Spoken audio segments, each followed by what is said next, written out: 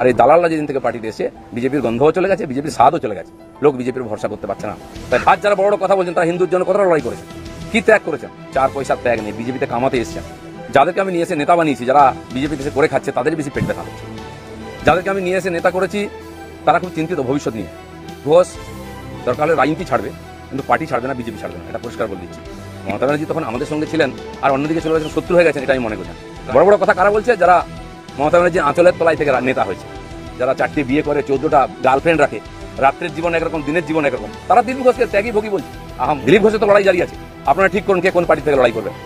Dilip Ghosh party পাল্টাতে আসেনি, পশ্চিমবাংলায় পাল্টাতে এসেছে। ধন্যবাদ। मुख्यमंत्री ममता बनर्जी और बीजेपी नेता दिलीप घोष के बीच हुई मुलाकात के बाद से पश्चिम बंगाल बीजेपी में घमासान मचा हुआ है। दिलीप घोष पर उनकी ही पार्टी के नेता तरह तरह के इल्जाम लगा रहे हैं।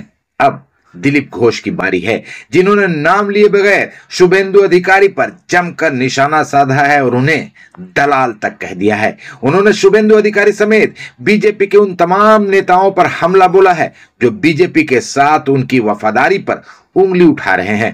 आपको बता दें कि सरकार की तरफ से आमंत्रण मिलने के बावजूद दीघा में जगन्नाथ मंदिर के उद्घाटन समारोह से जहां बीजेपी के तमाम नेता दूर रहे, वहीं हर किसी को हैरत में डालते हुए दिलीप घोष अपनी नई नवेली पत्नी के साथ दीघा पहुंच गए थे। और वो जगन्नाथ मंदिर के उद्घाटन में न सिर्फ शामिल हुए, बल्कि उन्होंने मुख्यमंत्री ममता बनर्जी से मुलाकात भी की थी।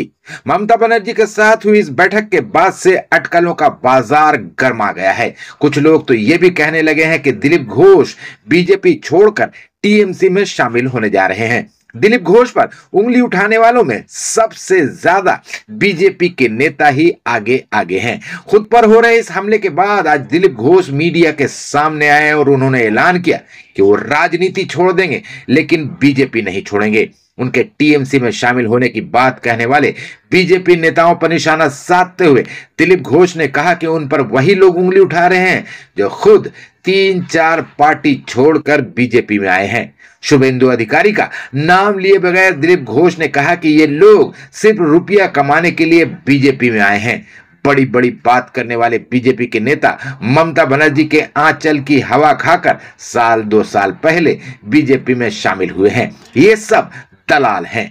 दिलीप घोष ने बीजेपी नेताओं पर निशाना साधते हुए कहा कि 4 बीवी और 10 गर्लफ्रेंड रखने वाले ये लोग उन्हें कैरेक्टर सर्टिफिकेट दे रहे हैं।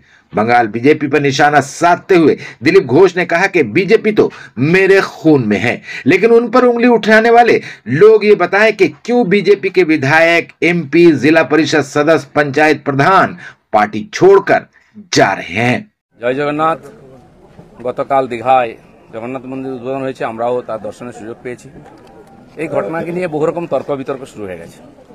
ভগবানকে তর্কের উপরেই রাখা উচিত, কিন্তু অভ্যাসবশত অনেকে বিতর্ক শুরু করেছেন এবং মজার ব্যাপার, আমি কেন ভগবানের কাছে এসেছি তাতে অনেকের কষ্ট হয়েছে। আমি ছোটবেলা থেকে ভগবানের মন্দিরে যাই, আমি দেখি না কে মন্দির তৈরি করেছে, আমি ভগবানকেই দেখি। আর এটা আমরা জানি যে মন্দির যেই তৈরি করুক ভগবান সবার হয়। কালীঘাটের মন্দির তৈরি করেছে কেউ জানে না, বা তারকেশ্বরের মন্দির কে তৈরি করেছে আমরা জানি না, কিন্তু ভগবানকে দর্শন করতে যাই তখন ভুলে যাই। রাম মন্দির কে তৈরি করেছে সেটাও লোকে ভুলে যাবে, কিন্তু রামকে মনে রাখবে। আমি এসেছি। পশ্চিমবাংলায় সবকিছু তো রাজনীতি হয়, হয়েওছে, কিন্তু আমার খুব মজা লাগছে। আমার পার্টির কিছু লোক খুব কষ্ট পেয়েছেন, যে পার্টির কর্মীরা কষ্ট পেয়েছেন, হতাশায় ভুগছেন, কেউ কেউ ভাবছে সুসাইড করবে কিনা। আমি বলছি বিজেপি করতে গেলে হতাশায় ভুগবেন না, চোখের জল ফেলবেন না, কারণ আমরা পার্টি দাঁড় করিয়েছি রক্ত দিয়ে আর ঘাম দিয়ে। যেন বিজেপির কর্মীরা পেছনে তাকায় না, ভয় পায় না, সন্দেহ করে না। যতদিন আমার মনের মধ্যে, আমাদের কর্মীদের মধ্যে সন্দেহ ছিল না, বিভেদ ছিল না, পার্টি এগিয়েছে। যেদিন থেকে এই ধরনের অপসংস্কৃতি ঢুকেছে তখন থেকে পার্টি পিছোচ্ছে। দিলীপ ঘোষ 42 বছর ধরে ঘরবাড়ি ছেড়ে সমাজের কাজ করছে, 10 বছর রাজনীতি করছে। দিলীপ ঘোষের দিকে আঙুল তোলার হিম্মত কারণে না পক্ষে না বিপক্ষে, যে কোনো ধরনের আমি চ্যালেঞ্জ করছি। যাদেরকে আমি নিয়ে এসে নেতা বানিয়েছি, যারা বিজেপিতে এসে করে খাচ্ছে তাদেরই বেশি পেট ব্যথা হচ্ছে। যাদেরকে আমি নিয়ে এসে নেতা করেছি তারা খুব চিন্তিত ভবিষ্যৎ নিয়ে। পার্টির উপরে ভরসা রাখুন, চিন্তা করার কোনো দরকার নেই। আর দিলীপ ঘোষ পার্টি ছাড়বে কিনা, কোথায় যাবে, অনেকে দুশ্চিন্তাগ্রস্ত, অনেকে আনন্দিত। দুশ্চিন্তা করার দরকার নেই, আনন্দিত হওয়ার দরকার নেই। দিলীপ ঘোষ দরকার হলে রাজনীতি ছাড়বে, কিন্তু পার্টি ছাড়বে না, বিজেপি ছাড়বে না, এটা পরিষ্কার বলে দিচ্ছি। কিছু লোক হয়তো চাইছেন আমি পার্টি ছাড়লে জায়গাটা খালি হবে, সুবিধা হবে, সেটা হওয়ার চান্স নেই। কারণ আমাদের কাছে মিশন, পশ্চিমবাংলায় যতদিন না রাজনৈতিক পরিবর্তন হচ্ছে লড়াই চলবে। আর যে আমার লক্ষ লক্ষ সাথী 10 বছর ধরে আমার সঙ্গে লড়াই করেছেন, রক্ত দিয়েছেন, ঘাম দিয়েছেন, প্রাণ দিয়েছেন, পরিবারকে রাস্তায় বসিয়ে দিয়েছেন, সেটাই আমাদের কাছে প্রেরণা। কেউ বলছে 57 জন শহীদ হয়েছে, তারা ভাবছেন যে 21 সালে বোধহয় বিজেপি তৈরি হয়েছে। তা হয়নি। 257 জন শহীদ হয়েছে, রাজনৈতিক শহীদ। সেই শহীদ ভুলিনি, কারণ আমার সময় তারা প্রাণ দিয়েছেন। তার ফলে 77 সিট জিতেছিলাম।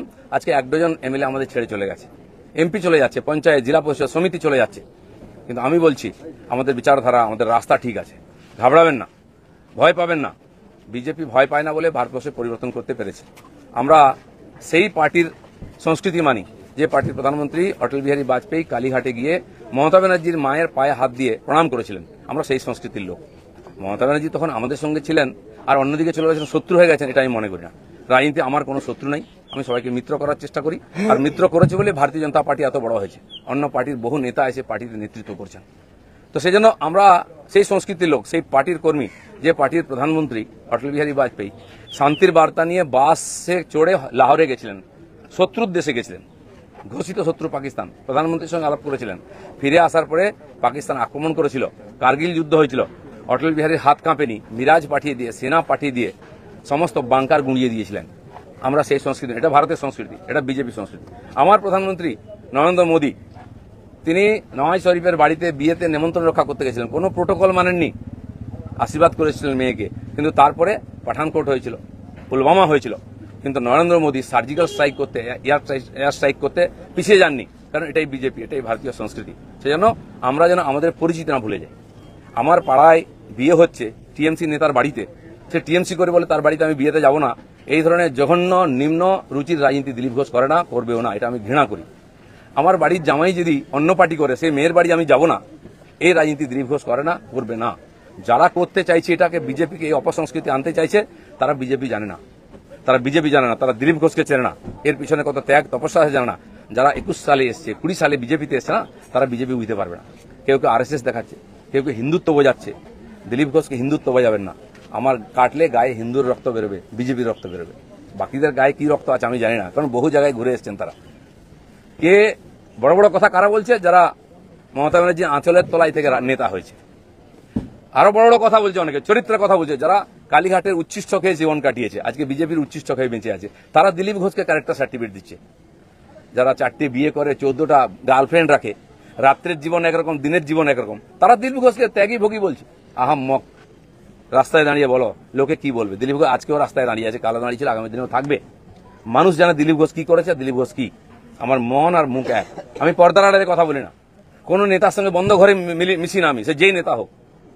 আমি চৌরাস্তায় দাঁড়িয়ে কথা বলি, ক্যামেরার সামনে কথা বলি। এটা দিলীপ ঘোষ। তাতে যদি কারো কষ্ট আমার কিছু করার নেই। দিলীপ ঘোষের মিশন ঠিক আছে, দিলীপ ঘোষ পাল্টাবে না, তার নীতি পাল্টাবে না। দিলীপ ঘোষ বাংলায় পাল্টাতে এসছে, অর্ধেকটা হয়ে গেছে। যারা কোনোদিন পার্টির জন্য কন্ট্রিবিউশন করেননি, তারা বুঝবেন না বিজেপি কি, দিলীপ ঘোষ কি। সেই জন্য কষ্ট পাওয়ার কোনো কারণ নেই। দিলীপ ঘোষ আছে, দিলীপ ঘোষ থাকবে যতদিন পার্টির প্রয়োজন হবে। যে কর্মীরা আবেগে ভাসছেন, আবেগে ভাসার সময় নয়। যদি সত্যি সংকট আছে, লড়াই করুন। আর বিজেপির কর্মীদের উপর আক্রমণ, হিন্দুর উপর আক্রমণ ভারতবর্ষে প্রথমবার হয়েছে। আর যারা বড় বড় কথা বলছেন, তারা হিন্দুর জন্য কতটা লড়াই করেছেন, কি ত্যাগ করেছেন। 4 পয়সার ত্যাগ নেই। বিজেপিতে কামাতে এসছেন, কামানো কমে যাচ্ছে। আমি দোকান সাজিয়ে দিয়েছিলাম 77টা এমএলএ দিয়ে, 1 ডজন এমএলএ আজকে নাই কেন? এমপি কোথায় গেল? জেলা পরিষদ সমিতির প্রধান চলে যাচ্ছে কেন? জবাব কে দেবে? 21-এর পর থেকে বিজেপি নামছে। 19 সালে বিজেপি 41% ভোট পেয়েছিল, এবং আজ অনেক নেতা আমাদের পার্টিতে তার বিরুদ্ধে লড়াই করে আমরা পার্টিকে বাড়িয়েছিলাম। অনেকে প্রশ্ন করছেন, 41% ভোট আর 121টা বিধানসভায় আমরা লিড নিয়েছিলাম। 5 বছর পরে 24 সালের ইলেকশনে সেই ভোট 39% নেমেছে, আর 91টা বিধানসভায় আমরা লিড পেয়েছি। পার্টি এগোচ্ছে না পিছোচ্ছে? আমরা হার জিততে ভুলে গেছি 21 সালের পরে। প্রশ্ন করুন, পাবলিক প্রশ্ন করছে। দিলীপ ঘোষের এটাই প্রশ্ন আছে। যারা আমাকে প্রশ্ন করছেন, আমি তাদের দিকে প্রশ্ন করছি। আপনারা তো নীতি শেখাচ্ছেন, রাজনীতি শেখাচ্ছেন, হিন্দুত্ব শেখাচ্ছেন, কি দিয়েছেন সমাজ? কেন পার্টি নেমে গেছে? 250 লোকের প্রাণের বিনিময়ে যে পার্টি দাঁড় করিয়েছিলাম, সে পার্টি কোথায় আজকে? কেন হারছি আমরা? কেন লোকে চিৎকার করছে? আর এই দালালরা যেদিন থেকে পার্টিতে এসছে, বিজেপির গন্ধও চলে গেছে, বিজেপির স্বাদও চলে গেছে। লোক বিজেপির ভরসা করতে পারছে না। তাই ভরসা ফিরিয়ে আনার জন্য লড়াই করুন, নাটক করবেন না। রক্ত দিয়েছি আমরা, ঘাম দিয়েছি, তারপরে মানুষের বিশ্বাস জিতেছি, মানুষের আশীর্বাদ জিতেছি। দিলীপ ঘোষের তো লড়াই জারি আছে। আপনারা ঠিক করুন কে কোন পার্টি থেকে লড়াই করবেন। দিলীপ ঘোষ পার্টি পাল্টাতে আসেনি, পশ্চিমবাংলাকে পাল্টাতে এসেছে। ধন্যবাদ সবাইকে।